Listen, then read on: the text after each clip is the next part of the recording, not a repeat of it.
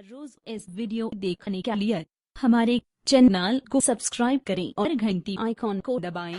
છેલ્લી વાત કહીને મારા શબ્દને વિરામ આપું છું કે વારે ઘડીએ પાકિસ્તાન કીધા કરે છે બાજુમાં કે અમારે કાશ્મીર જોઈ છે કાશ્મીર. એને ખબર છે કે અહીંયા મણિનગર થી પાલડી સુધી BRTS ની બસમાં કોઈ સીટ નથી આપતું.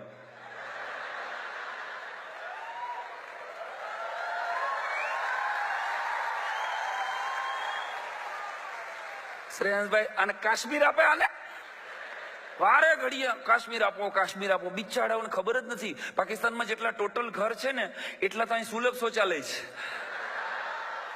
રે રે આખું જેટલું ટોટલ બજેટ છે ને પાકિસ્તાનનું એટલા તો જીઓના સિમ કાર્ડ વેચાય છે. સિરિયસલી કહું છું, એના આખા દેશમાં પાકિસ્તાનમાં જેટલું તેલ ખાવામાં વપરાય છે ને, અતુલ પંડ્યાનો અમારો મિત્રનો કલ્પના છે કે આખા પાકિસ્તાનમાં જેટલું તેલ ખાવામાં વપરાય છે ને એથી વધારે તેલ તો દર શનિવારે હનુમાનજી ઉપર હિન્દુસ્તાનમાં ચડાવવામાં આવે છે.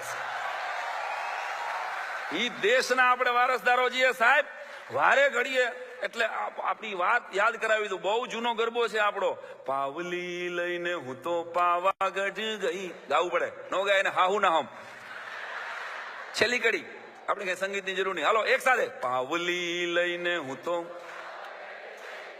પાવાગઢ વાળી મને મને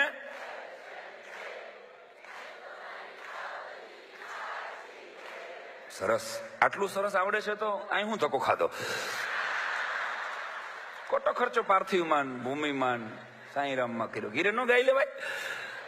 પણ આ કવિતા માત્ર માતાજીની નથી દોસ્ત. પાવલી લઈને હું પાવાગઢ ગઈ હતી, પાવાગઢ વાળી મને દર્શન દે, ત્યાં સુધી આ ગરબો છે. પણ જે છેલ્લી લીટી છે ને કે નહીં તો મારી પાવલી પાછી દે, આ ઈ ગુજરાતી પ્રજા જે માતાજી પાસેથી પાવલી પાછી માગી લે.